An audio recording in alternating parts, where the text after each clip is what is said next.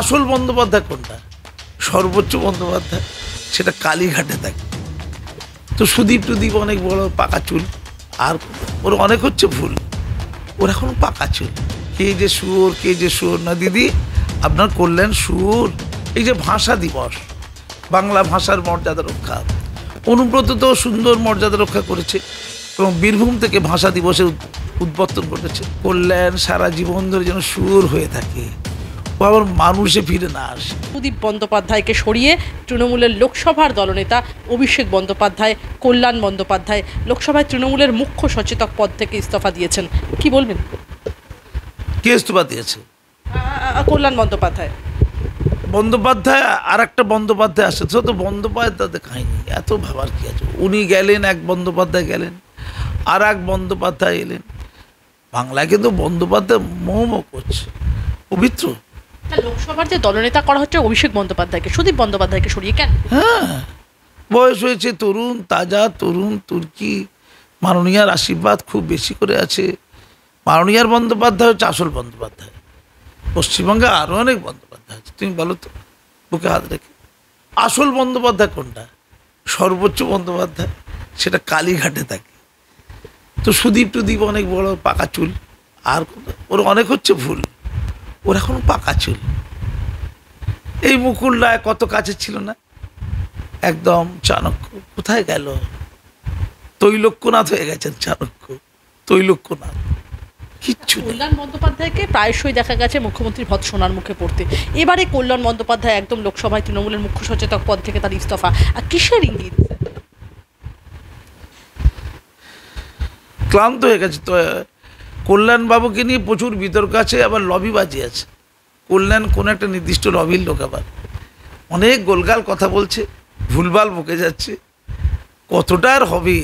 এই সামনে ইলেকশন, কল্যাণের মুখটা একটু বন্ধ করা, আর কল্যাণের মুখনিসৃত অমৃত বাণী যাতে আরও ছড়িয়ে না গিয়ে তা যেন অভিষেকের গাড়ি গিয়ে পড়ে, তো অভিষেককে দিয়ে কল্যাণের অসমাপ্ত কাজকে সম্পন্ন করা, এটা লক্ষ্য, কিছু না। মাননীয়া, দিনের শেষে তো একটাই নাম, মা নো নি আ। ধন্যবাদ। আমার শেষ দুটো প্রশ্ন আপনার কাছে। মহুয়া মৈত্র, মহুয়া আমাকে শুয়োর বলেছে, সোশ্যাল মিডিয়ায় ক্ষোভ উগড়ে দিলেন কল্যাণ বন্দ্যোপাধ্যায়। শেষে কল্যাণ আরও লেখেন, এটি সরাসরি অপমান। যদি এমন কথা একজন নারীর উদ্দেশ্যে বলা হতো তাহলে দেশ জুড়ে প্রতিবাদ হতো, কিন্তু পুরুষকে এসব বলে বাহবা পাওয়া যায়, এটা দ্বিচারিতা। মহুয়া মৈত্র যদি মনে করেন এসব করে ব্যর্থতা ঢেকে রাখা যাবে বা নজর ঘুরিয়ে দেওয়া যাবে, তাহলে তিনি ভুল করছেন। যারা যুক্তি বা তথ্যের বদলে অপমান বেছে নেন তারা গণতন্ত্রের রক্ষক নন, তা দেশের মানুষ খুব ভালোভাবেই বুঝতে পারবে। কি ব্যাপার বলুন তো, শাসক দলের অন্দরে এই কি চলছে? সুর বলেছে, আমারও কেউ লাগছে, আমিও তো পুরুষ টুরুষ। কল্যাণদা, আমারও না সত্যি কেমন লাগছে। এই কুণালদা, আপনার লাগছে না কিছু? সুর টুর বলে আসলে না, মৌয়া 2 পয়সা সাংবাদিক বলেছিল এই তোমাদেরকে, 2 পয়সা। হ্যাঁ না, ওর হাইফাই ব্যাপার জানো তো। ছিল শশী থারুর, একজনের বেশ ঝকঝকে চকচকে, কিন্তু বিয়ে করেছে বেশ লম্বা চড়া, বেশ সুন্দর দেখতে। আবার ইউনুস সাহেবের সাথে সখ্যতা তৈরি হচ্ছে শুনলাম আর কি। বাংলাদেশের যে বিরাট উন্নতি হয়েছে, প্রথম কেউ বলেনি, প্রথম মহুয়ার মুখ দিয়ে বুঝেছি। আমরা মহুয়ার ফুলকে বেঁচে থাকি, আমরা মহুয়ার ফুলকে বেঁচে থাকি। সুর বলে যাকে ডাকছে তাকেও সঙ্গে নেব, বেচারির মন খারাপ। দিদি কিন্তু সব দেখছেন, কে যে সুর, কে যে সুর না দিদি, আপনার করলেন সুর, আমি বলিনি, মহুয়া বলছিল আর কি। এই সুর দিন দিয়ে ঘর সংসার কেমন চলছে আপনার? যাক, আমারও কিছু বলার রইল না, শুধু রইল আর কত খিস্তি হতে পারে, আর গালাগাল হতে পারে। এই যে ভাষা দিবস, বাংলা ভাষার মর্যাদা রক্ষা, অনুব্রত তো সুন্দর মর্যাদা রক্ষা করেছে এবং বীরভূম থেকে ভাষা দিবসের উদ্বর্তন ঘটেছে। আসলে মহুয়া বলতে চাইছে, এটা কৃষ্ণনগর থেকে করলে কেমন হতো? কৃষ্ণ, আবার নগর, আবার ভাষাতাত্ত্বিকতা, সুর দিয়ে শুরু হলে কেমন হতো? চারিদিকে গালাগাল, খেস্তাখিস্তি, অসম্মান, উপেক্ষা। ক্লান্ত আমি দিদি, আমি পরিশ্রান্ত, আমি অসুস্থ হয়ে যাচ্ছি সব থেকে দেখে, আর ভাল লাগছে না। মহুয়া, আপনি এই পয়েন্টে ঠিক থাকবেন, কল্যাণ সারা জীবন ধরে যেন সুর হয়ে থাকে, ও আবার মানুষে ফিরে না আসে। ধন্যবাদ। আপনার কি ধারণা, আপনি একটি বিদ্যালয়ের প্রধান শিক্ষকের ভূমিকা পালন করেন, সেখানে আপনার হাত ধরে আমরা জানি সেই যে মানে টিআই অফিসে যাওয়া এবং আপনার সহকর্মীদের, জুনিয়র সহকর্মীদের বেতনের দিকটা অনেকটাই আপনাকে এসে দায়িত্ব নিতে হয়। সে জায়গা থেকে আমি বলবো যে এই যে টিএর প্রসঙ্গ, এই যে মহার্ঘ ভাতার প্রসঙ্গ, কতটা আশাবাদী? আমি না, সত্যি কথা বলবো কি জানেন তো, আমি আমার পাওনাটা নিয়ে না খুব চিৎকার করি না। চারিদিকে না অপাওয়া অনেক রয়েছে, না পাওয়া অনেক রয়েছে। আমি পড়ুয়াদের কথা খুব ভাবি, কি কষ্ট বেচারিদের। আমি হোস্টেল একটা আছে, সেখানে ছেলেদের ঠিক খাওয়া হলো কি না, তাদের ঠিক ট্রিটমেন্ট হলো কি না, তাদের পোশাক ঠিক হলো কি না, তাদের বিছানাপত্র ঠিক হলো কি না। আমার সত্যি না ঘুমের প্রবলেম হয় জানেন তো। আমি রোজ খোঁজ নিই। আমি সিটিভি ক্যামেরা 2টোর সময় দেখি, তাই ঠিক গেঞ্জি গায়ে দিয়েছে তো, ঠিক ভালো আছে তো, কোনো সমস্যা হচ্ছে না, ঠিক পড়ছে তো, ঠিক ঘুমাচ্ছে তো, খোঁজ নিয়ে দেখো। এটা না ভালোবাসার নাম। আমার কাছে এটা অনেক বড় আকাশের মতো। অনেক কিছু পেয়েছি শিক্ষকতা করে, দিয়ে তো অবশ্যই আমার পাওনা ছিল। আমি ওটার জন্য কাঁদি না। অনেক লোকই বলছে তাদের কাছে কৃতজ্ঞ আমি। আমার যে শরীরে একটুখানি রক্তবিন্দু আছে, ওদের জন্যই থাক না, আমার পড়ুয়াদের জন্য, আমার শিক্ষাঙ্গনের পরিবেশের জন্য, সরকারি শিক্ষাকে বাঁচিয়ে রাখার জন্য, বাংলা মিডিয়ামকে ভালোবেসে হৃদয়ে লালন করার জন্য, বাংলাকে বাঁচাতে গেলে, বাঙালিত্বকে বাঁচাতে গেলে, বাংলা ভাষাতে বাঁচাতে গেলে বাংলা মিডিয়াম শিক্ষাঙ্গনগুলোকে বাঁচাতে হবে। এটা হোক আমাদের পূজা অর্চনা, এটা হোক আমাদের লড়াই। এখানে আমাদের বাঙালিত্বের বিপ্লব লুকিয়ে আছে, কথায় নয়, কাজে কিছু করার চেষ্টা। ঈশ্বর আল্লাহ আমাকে এই সুযোগ দিয়েছে, আমি হেলায় হারাতে পারি না। তাই আমার কাছে ওটা অনেক বড়, এই কাজটা করাটা, সেটাই করছি আমি।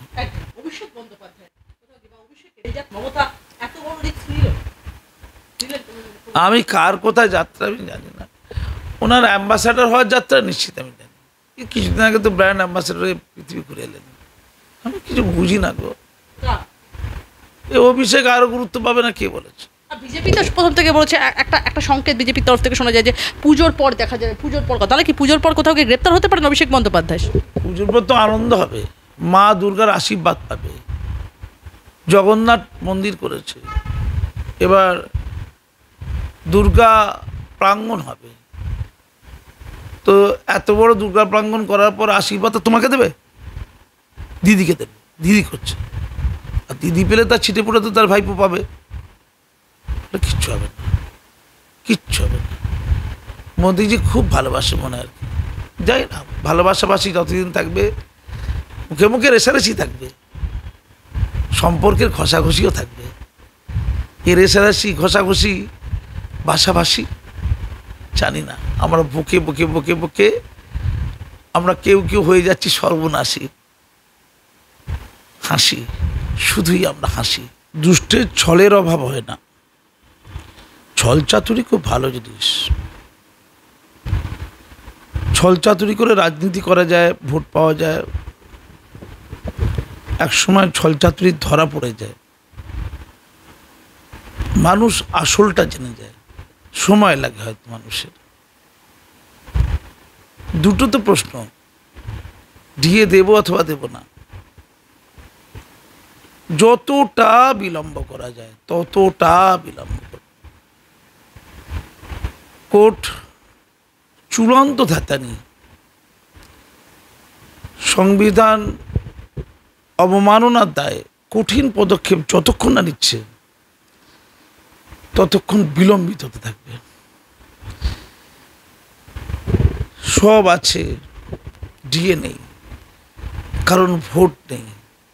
লোকে গুলিয়ে ফেলছে। প্রাপ্য অধিকার টধিকার প্রচুর অধিকার আছে। আবাস যোজনার টাকা তো জনগণের অধিকার ছিল। 100 দিনের কাজও তো জনগণের অধিকার ছিল। অধিকারটা হারিয়ে গেল কেন? এই অধিকার হারিয়ে যাওয়ার জন্য কি জনগণ দায়ী ছিল? যারা 100 দিনের কাজ করছে তারা দায়ী ছিল?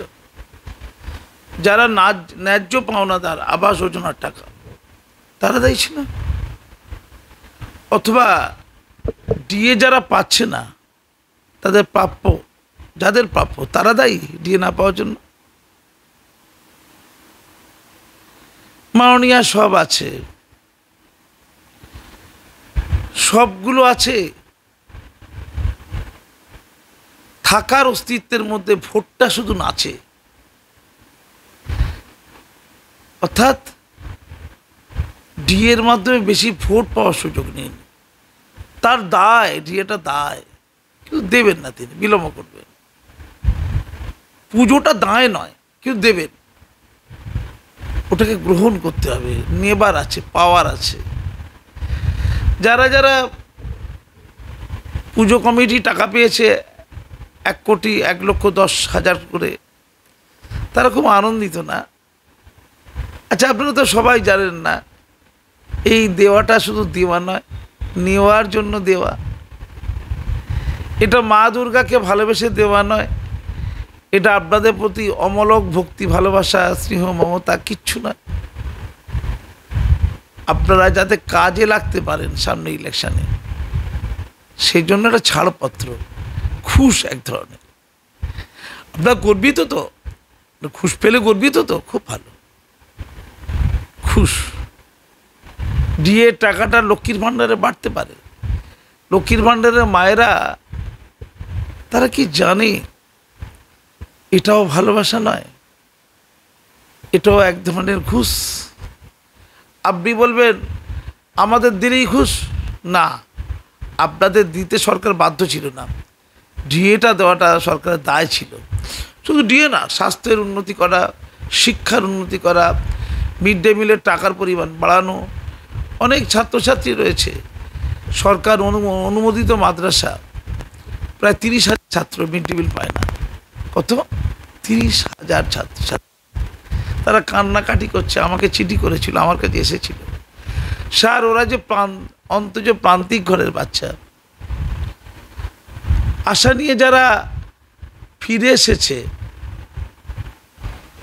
পরিযায়ী শ্রমিক, তাদের সন্তানরাও যদি এখানে ভর্তি হয়, এই 235টা মাদ্রাসায়, সরকার অনুমোদিত মাদ্রাসা, সরকার অনুমোদন করেছে যেটাকে, তারা মিড ডে মিলটাও পাবে না। তাদের যে গভীরতম তাদের যে দারিদ্রতা, কষ্ট, যন্ত্রণা, ন্যূনতম সুরা হবে না। দিদি বলবেন টাকা নেই, না, ওদের জন্য টাকা নেই। যাদের ডিএ প্রাপ্য তাদের জন্য টাকা নেই। স্বাস্থ্য পরিষেবায় যারা স্বাস্থ্যসাথী কার্ডের সুযোগ নেবে, সরকারের টাকা নেই, তাই গণহারে মানুষ প্রাইভেট হসপিটালে স্বাস্থ্যসাথীর সুযোগ পাচ্ছে না। অজস্র অজস্র অজস্র। যার সোর্স আছে, যোগাযোগ আছে, সেই পাচ্ছে। কজনের সোর্স থাকে, কজনের যোগাযোগ থাকে? মাননীয় জানেন, মানেন, দেবেন না। শিক্ষা অন্তর্জলি যাত্রা হয়ে গেছে, ওখানে অর্থ দিতে সরকার বাধ্য ছিল। শিক্ষা মানে দেশ, শিক্ষা মানে সমাজ, শিক্ষা মানে আগামীর ভবিষ্যৎ, শিক্ষা মানে কচিকাচাদের শিক্ষার অধিকার, আইন, তা বলবৎকরণ, সব গঙ্গা জল। মাননীয় আছেন, 26-এর পরে হয়তো আবারও থাকবেন, মাননীয়কে ভোট দেবেন অনেকেই। আমি ভোটের কচকচানিতে যাব না, সাধারণভাবে এখনো পর্যন্ত যা মনে হয় 26-এ আমূল কিছু পরিবর্তনের জায়গা আমি এখনো পর্যন্ত অন্তত দেখতে পাচ্ছি না। তাহলে ভোট দেবে তো জনগণ না? কাকে ভোট দেবে? ভোট দেবে ডিএ না দেওয়াকে ভোট দেবে। ভোট দেবে 1,10,000 টাকা পুজো কমিটিকে দেওয়াকে ভোট দেবে। ভোট দেবে জগন্নাথ মন্দিরকে দেখে ভোট দেবে। ভোট দেবে দুর্গা প্রাঙ্গণ তৈরি হবে কোটি কোটি টাকা খরচ করে, ওইটাকে ভোট দেবে। ভোট দেবে কাটমানিকে ভোট দেবে, সিন্ডিকেট রাজকে ভোট দেবে, করাপশনকে ভোট দেবে, বোমা শিল্পকে ভোট দেবে, মদ শিল্পকে ভোট দেবে। ভোট তো দেবে। হ্যাঁ, রেশনটাও বাদ যায়নি, গরিবের রেশন তাও খেয়ে নিয়েছে।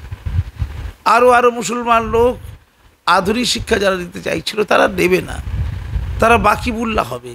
রেশন কেলেঙ্কারিতে তারা জ্যোতিপ্রিয় মল্লিকের সাথে ঘুরে বেড়াবে, তারা জেলে যাবে, আবার ছাড়াও পাবে। জানে জেলে গেলে ছাড়া পায়। মাননীয়া জানেন, বোঝেন, মানেন, তিনি ভোটটা ঠিক আদায় করে নেবেন। তাহলে ভোটটা দিচ্ছে কারা? যারা ভোট দেবে তারা আসলে ডিএর বিরুদ্ধে যাবে। তারা আসলে যে শিশু মিড ডে মিল না পেয়ে কাঁদছে ক্ষুধার জ্বালায়, সেই কান্নাটাকে তারা শিলমোহর দেবে। তোমরা কাঁদো, তোমরা ক্ষুধার্ত হয়ে থাকো, তোমাদের প্রাপ্য নয়। ওরা সুখে থাকুক কিছু মানুষ, ওরা ভোট দেয়, ওরাই চালাবে সমাজ, ওরাই হবে সমাজের মুখ। ধন্যবাদ। স্যার, আমি একটা প্রশ্ন করব। আজকে অভিষেক মনু সিংভিকে আদালতে বলতে দেখা গেল, তিনি বলছেন যে বিপুল পরিমাণ টাকা রাজ্য সরকারকে দিতে হবে, কিন্তু বকেয়া ডিএর অর্থের পরিমাণ কত হবে তা হাইকোর্ট বা ট্রাইব্যুনাল স্পষ্টই করে দেয়নি। কি বলবেন? না, আমি বুঝতে পারছি না। বকেয়া ডিএ 25% বলেছে। 25% কত অর্থ হবে সরকার ঠিক করবে, পশ্চিমবঙ্গ সরকার তার হিসাবটা করবে, তার অর্থ দপ্তর হিসাব করবে যে যারা যারা সরকারি কর্মী শিক্ষক যারা আছে যাদের ডিএ প্রাপ্য, তারা 100% ডিএ হলে বকেয়া ডিএ কত হয়, তার 4 ভাগের 1 ভাগ কত হয়। কত লোককে দেখলাম তো ডিএর অঙ্ক কষে বাইরে ছেড়ে দিয়েছে। তো এর জন্য এত দৌড়বার কি দরকার আছে? সরকারের কাছে সরকার বলছে তাদের কাছে কমিটি গঠন করতে হবে, তাদের কাছে নেই। লেম এক্সকিউজ, সময় নষ্ট করা। সরকার আমাদের কাছে আসুক, আমি 200 জন টিম বানিয়ে দিচ্ছি। সবাই জানে কিভাবে দিতে হবে, জানেও মানে। ছলো না, ছলো না, আপনি চ্যালেঞ্জ করছেন? আপনি 200 জনের টিম? ছলো না, ভুলবো না, ভুলবো না, ছলো না। চ্যালেঞ্জের কি আছে, সবাই জানে। বকেয়া দিয়ে কার কত, তা নিয়ে এত গবেষণা হয়েছে। সেই গবেষণা যদি বিজ্ঞানী হতো, অনেকে নাসায় চলে যেত এই কটা টাকার জন্য। বঙ্গবাসী এত রিসার্চ করেছে। তুমি গুগলে যাও, তুমি ইউটিউবে যাও, হাজার হাজার লোকের গবেষণা আছে। এই বকেয়া 25% ডিএ নিয়ে পিএইচডি করতে পারে কেউ, এত জানা আছে। শুধু মাননীয়া মনে হয় জানেন না, বাকি সবাই জানেন। মাননীয়া গান বাজনা নিয়ে ব্যস্ত, কবিতা নিয়ে ব্যস্ত, ছোটোখাটো পয়সা করি নিয়ে মাননীয়া ভাবে না। কিন্তু বাঙালিরা কী করে বলো, ছোটোখাটো পয়সা নিয়ে ভাবে। তাদের কাছে 1 লক্ষ টাকা পাওনা মানে বিরাট কিছু। হয়তো ডিএতে 4 লক্ষ পাওনা ছিল, 4 ভাগের 1 ভাগ মানে 1 লক্ষ। মাননীয়া দেবেন না, বিলম্ব করবেন। কোর্ট যতক্ষণ না কঠিন অর্ডার দেবে যাতে টান পড়বে, দড়ি ধরে মারো টান, রাজা হবে খান খান, যতক্ষণ না রাজা খান খান না হবে ততক্ষণ লড়ে যাবে। কিসের লড়াই? দেওয়ান নয়, নেওয়ার লড়াই। কিসের লড়াই? ন্যায় প্রদানের নয়, শোষণের লড়াই। অর্থাৎ শোষণ করে যাবে ততদিন। ধন্যবাদ। বিচারপতি কারোল আজকে তাকে এই পর্যবেক্ষণে উপনীত হতে দেখা গেল যে তিনি বলছেন যে এই মামলার রায়ের প্রভাব সারা দেশব্যাপী পড়বে। এতে কি রাজ্যের হৃদস্পন্দনে কম্পন বেড়ে যাবে? কোনটা কোন রায়?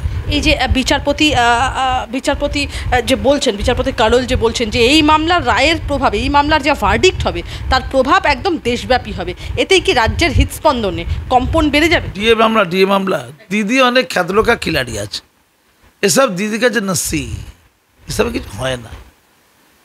আমি সুপ্রিম কোর্টকে বলি, আচ্ছা বলুন তো এই সুযোগ পাচ্ছে কী করে এতটা? আপনাদেরই তো প্রশ্রয় আছে কোথাও। আমি সর্বোচ্চ আদালতকে পূর্ণাঙ্গ সম্মান জানিয়ে বলছি, এত বিলম্ব হলো কেন? সুপ্রিম কোর্টের তো আলোচনাটা অনেক দিন ধরেই ছিল, এত বিলম্বিত হলো কেন? ন্যায় পেতে এত সময় লাগবে? কে মামলা করবে? কে পকেটে টাকা খরচা করে সুপ্রিম কোর্টে যাবে? কিছু লোক তো গেছে, তারা দীর্ঘদিন ধরে রাস্তায় পড়ে আছে, লড়ছে। সুপ্রিম কোর্টের দীর্ঘসূত্রিতা কেন? হাইকোর্টের দীর্ঘসূত্রিতা কেন? আমরা জানি যে বিচার বিলম্বিত হওয়া মানে বিচার বিঘ্নিত হওয়া।